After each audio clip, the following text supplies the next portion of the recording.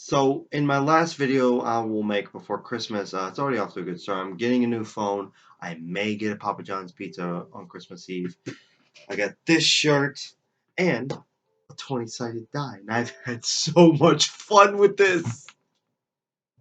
Ooh, a natural 20. Um, but we also have some good news in regards to Iran. Because Trump will no longer be in office, and Biden, who obviously not the progressive that we wanted. I get it. I get it. He's going to have a lot of flaws. He's been pointing a lot of neo libs. I get it. But he will. One of the things that he is definitely wanting to do is get back in an Iran nuclear deal. And Iran, thankfully, has been showing some progress. And we've even got more. This came out like 6 days ago. Rouhani, however you say this guy's name right here. I think he's like the president of Iran, whoever he is. Rouhani says Iran would join nuclear pact, the nuclear deal, an hour after the U.S. does. Iran's president, I knew it was him. Iran's president suggested that Iran would honor the Obama-era nuclear accord within an hour of the U.S. rejoining the agreement, something President-elect Joe Biden has vowed to do. The Guardian reported that President Hassan Rouhani, and I do not care if I'm butchering that name, I don't care, said Monday that Iran stood ready to restart the relationship with the U.S. under a Biden administration, but cautioned against planned changes to the 2015 agreement. I will talk about that later. Rouhani has warned the U.S. and European allies of seeking to constrain Iran's ballistic missile programs, the newspaper added. Biden has repeatedly said he wants to restore the multinational deal with Tehran.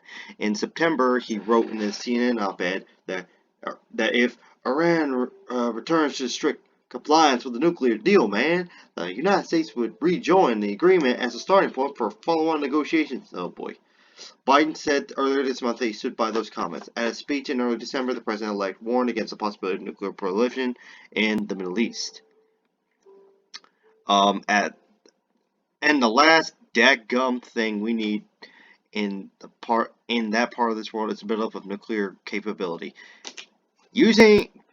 Calling himself a Catholic, and he's using this word. Oh, jeez. The Trump administration exited the Iran nuclear accords in 2017 simply because Obama's signature was on the treaty. That is literally the only reason. Blaming Iranian officials at the time for not complying with the spirit of the deal, even though they were. I'm adding a lot of extra commentary. European allies have urged Iran to remain within the deal's parameters, even though the U.S. backed out and reinstituted crippling sanctions on Iran illegally. Iran has blamed the U.S. sanctions for its continued economic woes, including its difficulty in obtaining medical supplies to fight the COVID-19 pandemic, which has claimed more than 52,000 lives in the country, according to a tracker operated by Johns Hopkins University. Now, this is good news. This could be like Iran going, hey, America, we recognize that Trump is an abomination, aberration. He doesn't represent all Americans, at least in personality and in how they view us. Iran, we're willing to let bygones be bygones and go back to a nuclear deal, but only as it was. Like they're not gonna negotiate to any changes, especially their ballistic missiles, and I'm fine with that. I am fine with that because I want peace. I'm tired of my country bullying the world.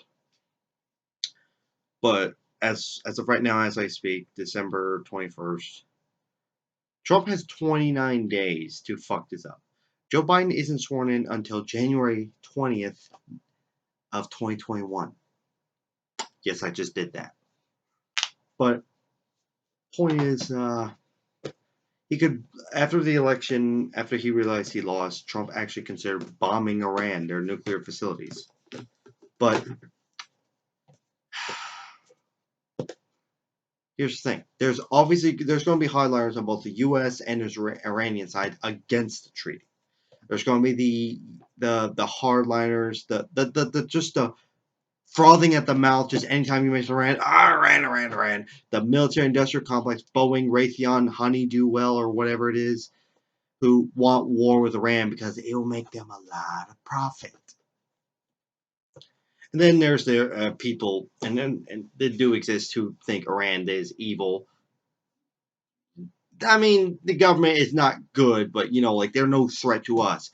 but they think that any Muslim country is a threat to us because they're fucking dipshits who don't know anything. They probably couldn't even point to Iran on a map.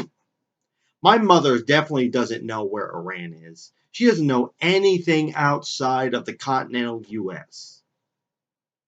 And that's not, I'm not trying to attack my mother. I'm just saying she wouldn't know where Iran is on a map. All she knows is the mainland U.S., Mexico right there, Canada up there. That's it. And then, they get a little more credibility points. The hardliners in Iran, they shouldn't be listened to, but they do have you understand from their perspective. They warned the president and the Ayatollah, Surge, don't do this. Don't do this. The Americans will backstab you. They will go back on a deal. It looks like Trump is going to win in next year. And then it happened, and they're like, what did we tell you? What did we tell you, sir, Mr. President? What did we tell you, Ayatollah? They betrayed us. And then they're probably saying right now, do not go back in this deal. They will backstab you again. They did it once. They're going to do it again. It's sort of like how Batman's mantra about killing is, well, if I kill Joker, what's to stop me from doing it again? Killing Penguin or Poison Ivy, something like that. They're going to be like, don't do it. Trump might run again in 2024. He legally can. And God, knock on wood, if he does and he wins and he rips up the deal again, Iran will never, it'll be like, nope, they will never trust us again. They will never be, they will be the first nuclear treaty under under Obama, the second nuclear treaty under Biden, and that's it. Nope, they will. I wouldn't be surprised if they literally shut down our, all the Americans get the hell out. I'm tired of this escalation. What has Iran done? What has Iran done for them to be such a threat? Now, they do fund Hamas and Hezbollah. So, yes, they do have, and they are pretty theocratic and they do oppress women.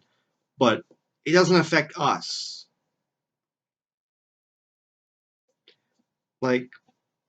The most you could say Iran is responsible for is the Khobar Towers bombing of 1996. Because they do fund Hamas and Hezbollah did do the 1996 Khobar Towers bombing. But that was 1996. New leadership. Let's move on. And we can deal with Hamas and Hezbollah through diplomatic means. Let's denuclearize. Let's de-escalate. I'm tired of this.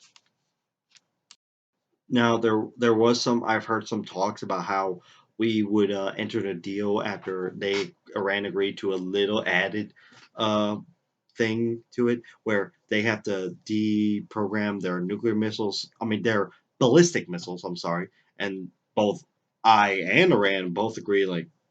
No, we're not doing that. That's not negotiable. Just go back to the Iran deal the way it was. Sure, you might have to talk about it, okay, so blah blah blah, sign it. You might have to talk about it, send some ambassadors. I get it, but just go back to the way it was. I am tired of my country always being the world's bullies. Iran hasn't done anything to us. Just go back to the way it was.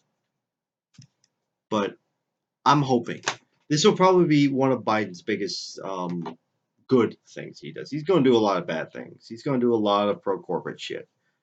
But I will let you out in a minute. This will be this will be one of the greatest things that Biden does, which will probably be within a month of 2021. But being in this treaty is better because I'm tired of the escalation of war. I do not want Raytheon or Boeing or Honeywell, whatever, to win. I want them to not have a war for at least 4 years. I'm kidding. Let's just hope that they don't get this war. I don't want a war. We're already in 2 wars. One of them is old enough to drive and vote. you know, the Afghan war was legally old enough to vote in this election. It has, and Joe Biden's not going to end them, but it's a start to preventing another one. Anyway, I gotta let this cat out. She's so cute. I want everyone to stay out there, stay progressive. May the force be with you, and Merry Christmas.